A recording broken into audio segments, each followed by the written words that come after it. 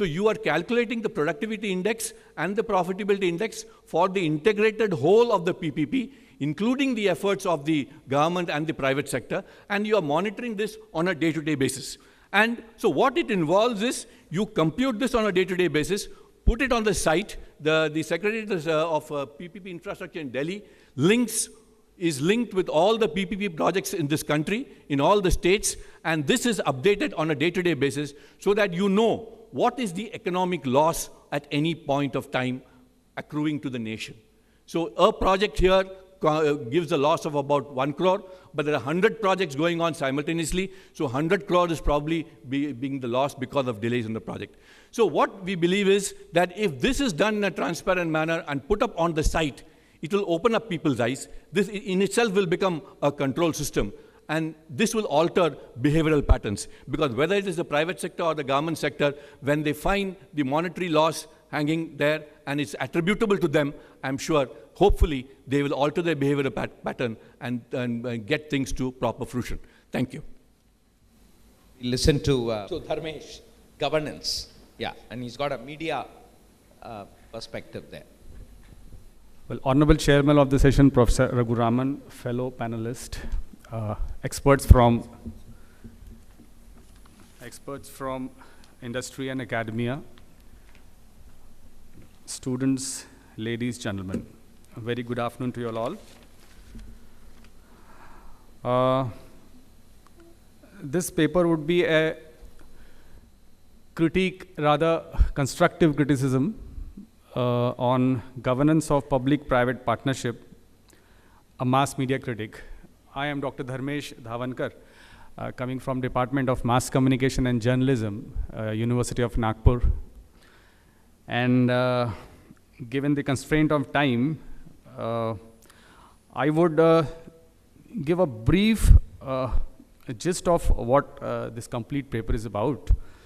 That is, with the advent of new media tool and their reach and speed, several studies have explored the factors influencing partnership, and some studies have identified the critical success factor that partnership brings.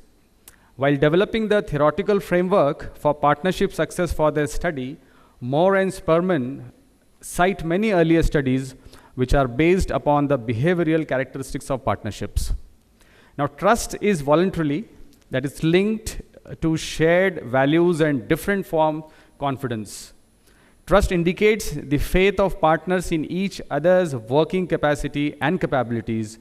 The relationship with inbuilt trust will be able to manage more stress and will be given upon to the greater adaptability.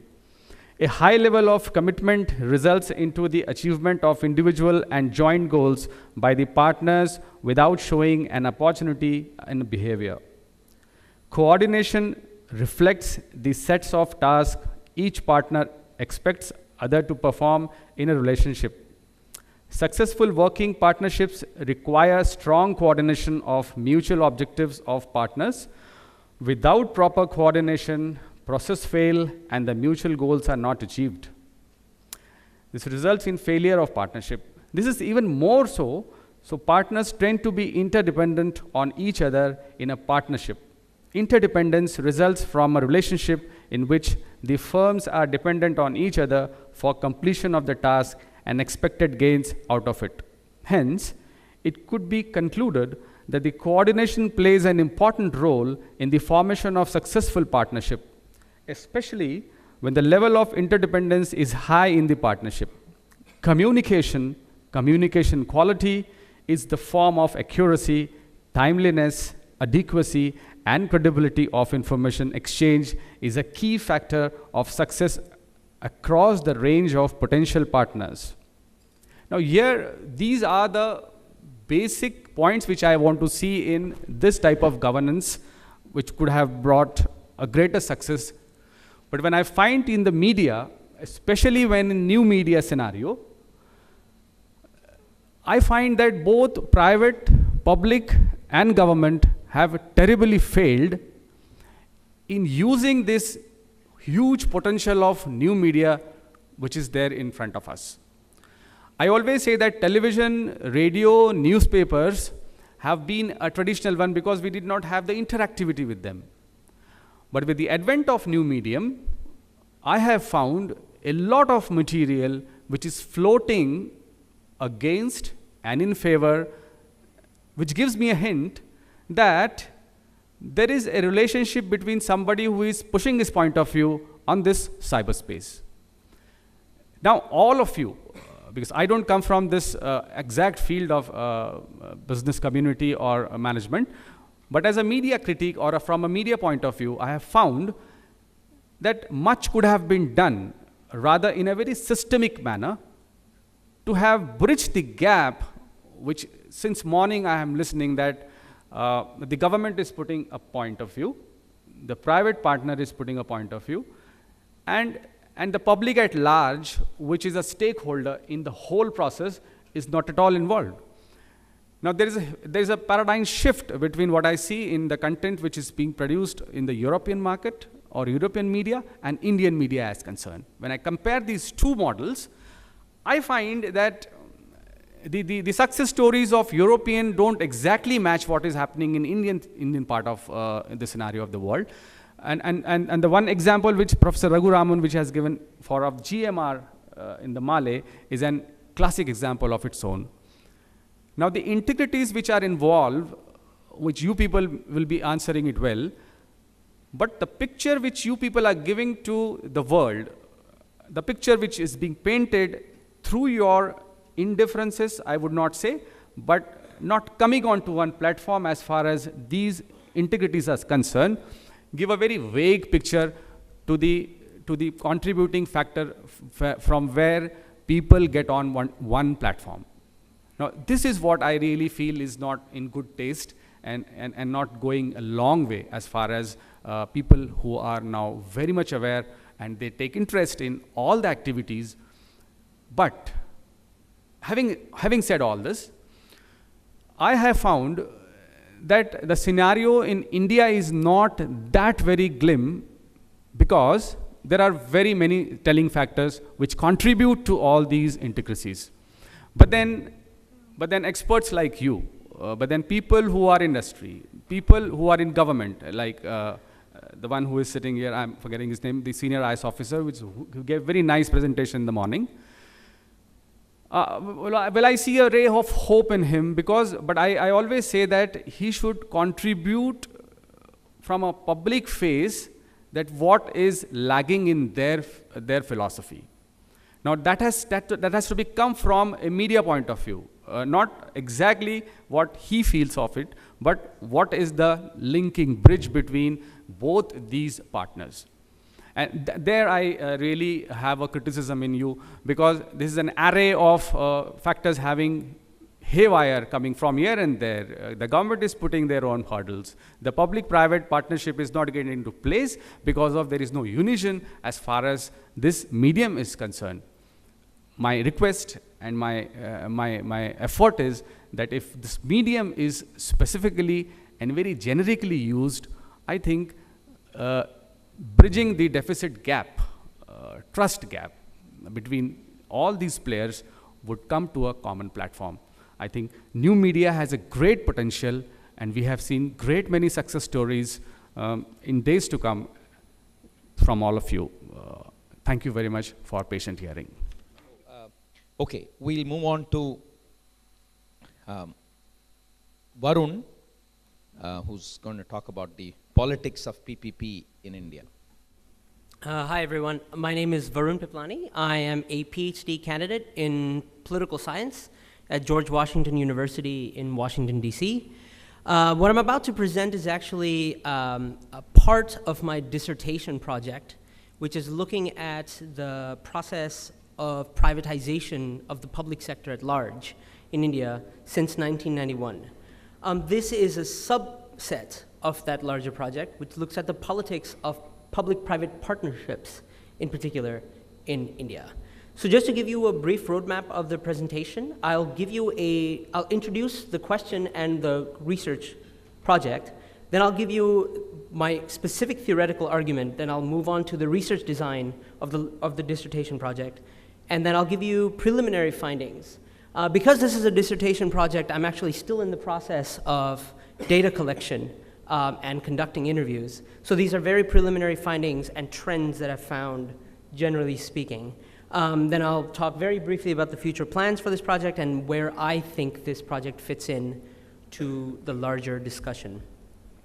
So the research question for this project is, why are some governments able to implement public-private partnerships while others lag behind, right? Like the previous professor said, the public-private partnerships at some level we all think are good, right, if they're done well. They've been acknowledged and praised by scholars, by economists, by various Indian governments have come out in favor of PPPs. They have been advocated by international aid agencies like the IMF and the World Bank. So then the question is, why do some succeed and others fail, right? We don't really need to do the history because I think that this audience is particularly attuned to the history of PPPs, but I think we should suffice to say that PPPs emerged as an answer to gaps in funding and infrastructure, which was badly needed in India. And it had been successfully implemented elsewhere, so I think we took and ran with it, right? Today, they're seen not only as a way to raise funds, but also to improve the delivery of public services by engaging the private sector. It's implemented in infrastructure, but infrastructure itself is very broadly defined, right? It's implemented in a wide range of public goods, from roads, ports, and buildings to healthcare projects, education projects, road, sanitation, tourism. It's everywhere. Right? By 2011, the Government of India reports 758 active projects, valued at over 383,000 crores, which is a lot of money.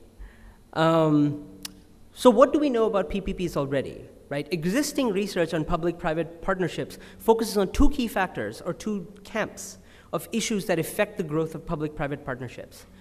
The first one is economic conditions. The second one is broadly construed as governance issues, right? So obviously it comes to no one as a surprise that the national, subnational, and certainly the international economic environment plays a very powerful role in shaping the ability and the will of both the public and the private sector to invest in any kind of project, right? The economic conditions matter. But the second set of factors is what we've focused on very crucially today, which is governance issues, right? Which is a very wide range, from the state's ability to provide the right kind of information to the state's ability to provide transparency or maybe an effective index of profitability or productivity, to competitive bidding, to arbitration and renegotiation of these are all institutional issues, right?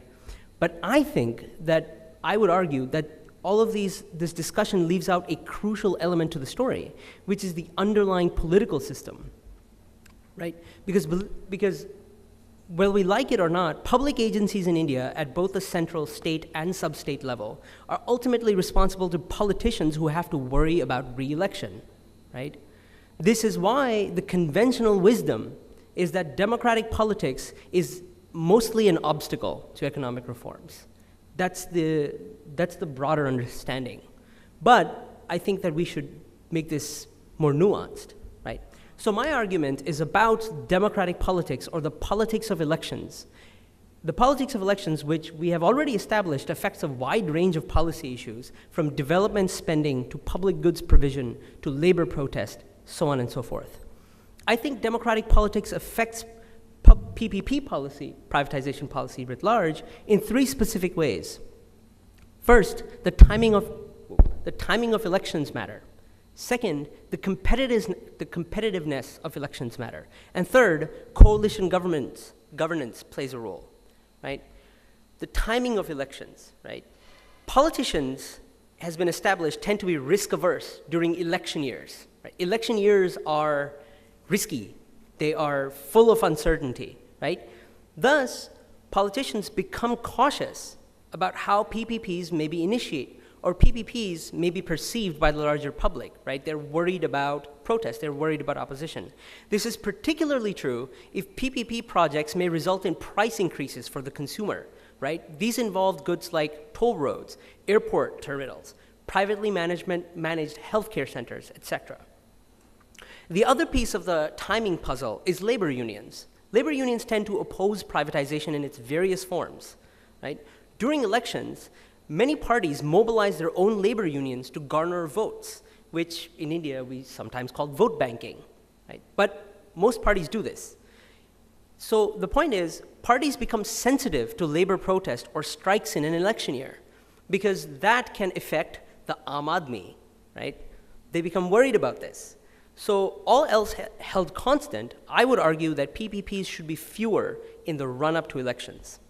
The other piece of this puzzle is the effect of competitiveness of the election itself, right? Because some elections are competitive while others are not. When elections become competitive, politicians are forced to reach out to a broader audience. This in political science is called median voter theory. The idea is, if the margin of victory is very, very slim, the politician needs to maximize their reach, right?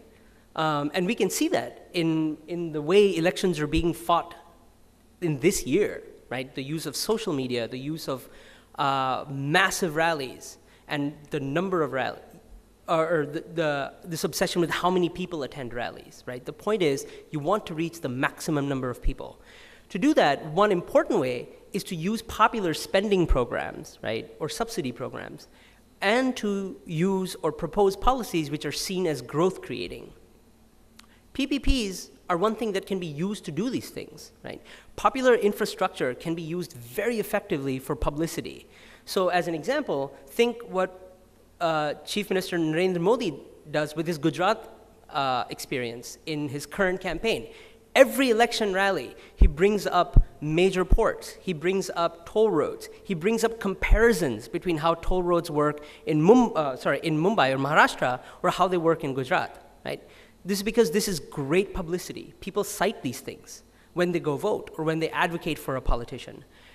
The other piece of the puzzle is that getting private actors to invest in infrastructure frees up government resources to be used in other spending projects like subsidy programs or any other kind of pro-poor growth policy, right? And then finally, this is, again, this is somewhat contentious, but people do argue that public-private partnerships actually induce economic growth, economic development writ large. So these policies are, or can be used as election platforms. So I would argue that all else held constant, the competitiveness of elections should have a positive effect on the growth of public-private partnerships. And the last piece of the puzzle is coalition governance, right? Many states today, and this is certainly the reality at the national level, result in no parties, the elections result in no parties gaining a clear majority, resulting in coalition governments. But coalition governments are very different from state or single-party governments. Coalition governments are characterized by bargaining amongst different players with their own agendas, right? Look at the example of the Aam Aadmi Party today, the Aam Aadmi coalition with Congress in Delhi. They have clearly very different agendas, and that will take away resources and time that a single-party government wouldn't have to use, right? Coalition governments also results in uncertainty amongst private investors in terms of the future content and policy of directions. Private investors worry about these things. This is particularly true of PPP initiatives when left parties are coalition members, because left parties tend to oppose privatization in its various forms. So all else held constant, PPPs should be fewer in coalition governments in power. So these are the three hypotheses. I have 2 minutes, so I'll skip. The research design, so this is the broader design of the dissertation. It's a mixed methods design with one element is statistical regression and the other element is in-depth case studies. I picked three cases. The first is the national level. So tracing the public-private partnerships in Delhi or at the central level over time. And the other two are a comparison of Gujarat and Maharashtra. And then the final case is Andhra Pradesh, because these three are very crucial cases for PPPs. Method and data collection, I'll skip this as well. Okay, so I'll move on to the preliminary findings, right? I'm in the process of collecting the data, but election timing does seem to reduce at least big ticket infrastructure spending. In interviews, civil service officials agree that they have to be cautious of launching or completing public-private partnerships based on how they may be perceived. Right? External NGO observers also confirm that in the run-up to elections, politicians tend to err on the side of caution, which makes sense to me. There's also some anecdotal evidence of this. The Samajwadi Party recently postponed the power distribution PPP in 4 cities, and they specifically cited the upcoming elections as the reason why they